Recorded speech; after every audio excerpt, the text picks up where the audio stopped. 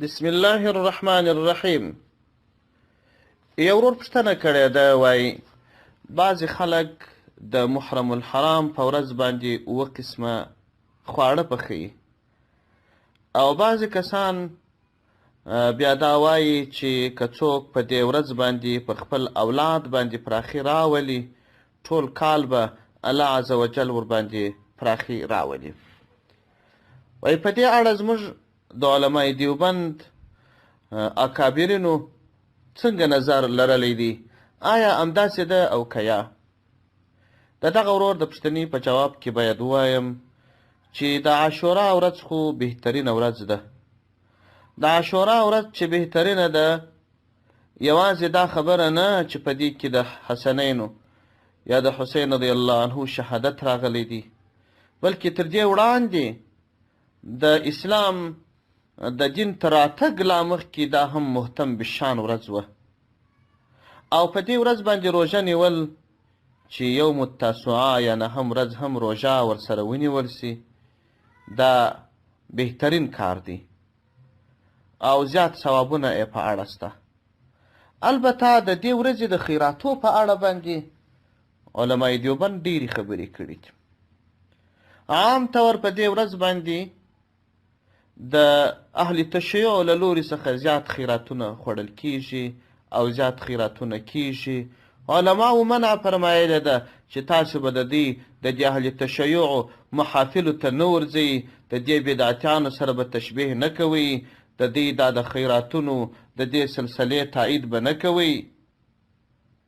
او بل دا چې احسن الفتاوا په جلد اول صفحه 514 کې دا خبر را نقل کړی ده، سوال و جواب را نقل کړی دی چې دا حدیث ډیر مشهور دی چې یو څوک پر اهل و عیال باندې پراخي راولي، الله عز وجل به ټول کال د پر اولاد باندې پراخي او وسعت راولي. دا سوال را نقل کړی دی، او بیا دا سوال کوونکی وای کیا شرعن اس کے کچھ اصل ہے؟ وای آیا د دې دپاره کوم شرعي اصل سته؟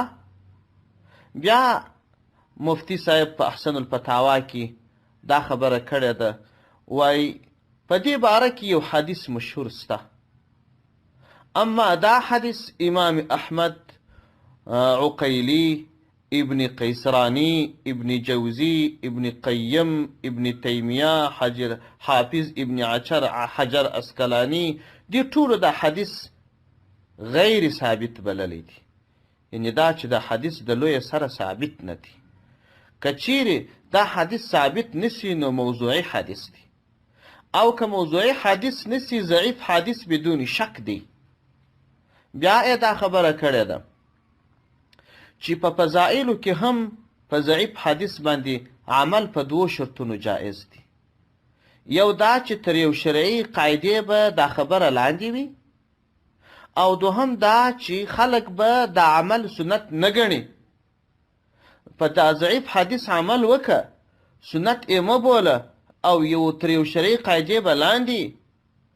بیا احسن الفتاوا مؤلف هغه لیکي، وای دلته په دې حدیث کې اول خو موضوعي دی، که موضوعي نسی ضعیف سی، ضعیف په فضائلو کې چې استعماله هم دا دواړه شرطونه دلته مفقود دي، ځکه دا تر کومې شرعي یا کلیه قاعدې لاندې نه دي. او داسې تورې لیکي، یہ دونون شرطیں مفقود ہے، یہ کسی کلیه شرعیه کے تحت نہ ہے اور عوام اس سے سنت سمجھتے ہیں.